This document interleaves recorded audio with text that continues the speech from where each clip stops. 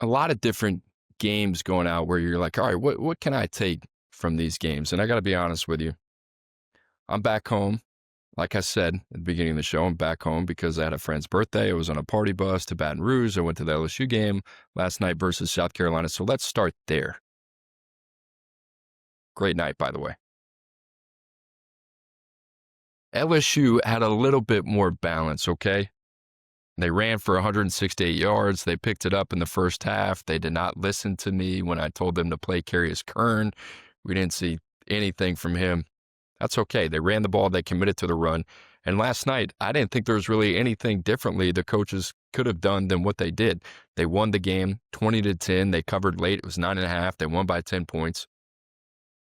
And it was poor red zone execution. It was a fumble by Jawan Johnson into the end zone. South Carolina recovers. It's another interception by Nuss, 2 on the day.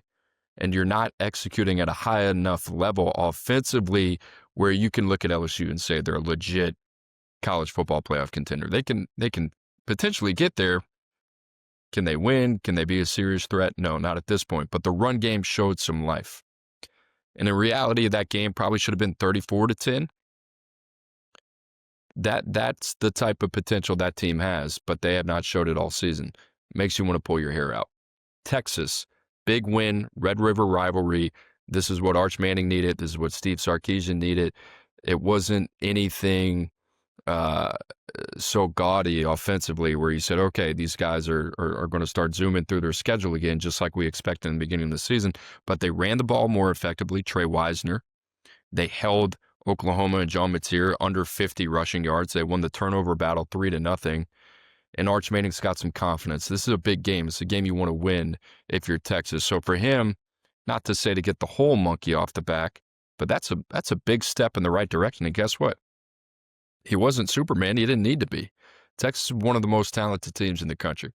Just play complementary style of football. You're going to be okay. All right, a couple other games. Alabama, Ty Simpson, we continue to say it, playing at a really, really high level right now. 23-31 in their win over Missouri on the road. Gutsy win. And only threw for 200 yards, but he had 3 touchdowns. And everything I said about Fernando Mendoza, just in terms of the understanding of the offense, Ryan Grubb's offense, for a guy that hadn't played a lot of ball, and I understand he's been in the system and he's sat for a while and he's seen a lot of different things, this guy is playing some of the best football of any player in the country. Ty Simpson, name to know, especially in the NFL draft, but his ability to elevate his team week in and week out. I mean, if they didn't have Ty Simpson right now, this is Kalen DeBoer's story could be completely different now. Credit Kalen DeBoer, Ryan Grubb for getting him right and having him playing at an extremely high level, but Ty Simpson been unbelievable for the Tide. Texas Tech, I want to talk about them. They win 42-17 against Kansas. Kansas, a program that I respect, 4-3 on the year. Texas Tech now undefeated. Texas Tech sitting on top of the Big 12 with 2 quarterbacks that are capable. Baron Morton gets banged up. This is the second time this season that's happened where Will Hammond has stepped in and delivered. This game, he steps in, he rushes for 2 touchdowns, and then Texas Tech doesn't give up a point in the second half. So, like, at some point, people need to start wrapping their heads around the fact that Texas Tech just went absolutely bonkers in the transfer portal, and they're extremely talented, and they have a lot of firepower offensively.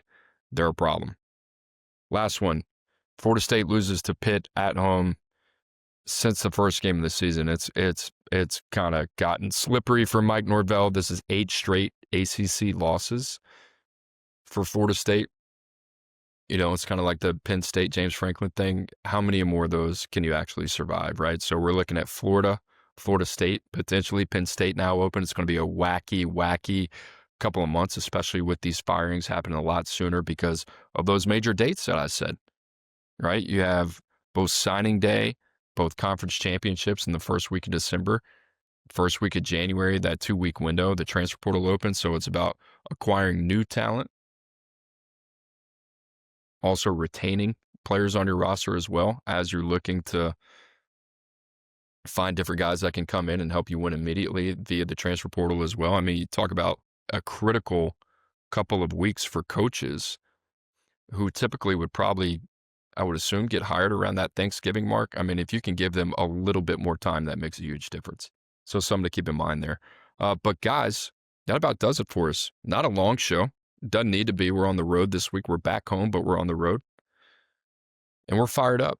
And like I said, 246 subscribers on the YouTube channel. Our goal is 300. If you can help me get there, I'm forever in your debt. And the way that I pay you back is with great content. That's what we're going to do. And the comments you guys have been leaving have been awesome. If you're listening via podcast, wherever you find your podcast, make sure to subscribe. Make sure to drop a comment. If you have questions, I really want to start building towards a mailbag show. That would be great. I just need questions and I'll answer them. I'll do whatever it takes. So send those questions. Would love to get to them. And guys, once again, I mean, we're top 200 in Denmark. Life is good, baby. Life is good for the Coop's Corner. I'm going to have to learn how to say, that fires me up. In Denmark, or whatever you call it. All right, guys, I appreciate you being locked in with Coop's Corner. As always, like I said, you can find us at YouTube, youtube.com/CoopsPetag. That is the place to find us. Let's have a great week. Let's execute at a high level. Let's start rolling, baby. Stacking those days, Monday, Tuesday, Wednesday, Thursday, Friday, off at 2, driving range. Maybe indulge in a little beer at a 3:30, 4 o'clock. Or NA, non-alcoholic, if you're not into that. You know, I get it, but you get my point. Let's have a great week. That is the point that I was trying to make, guys. I appreciate it, as always. I'll see you next time.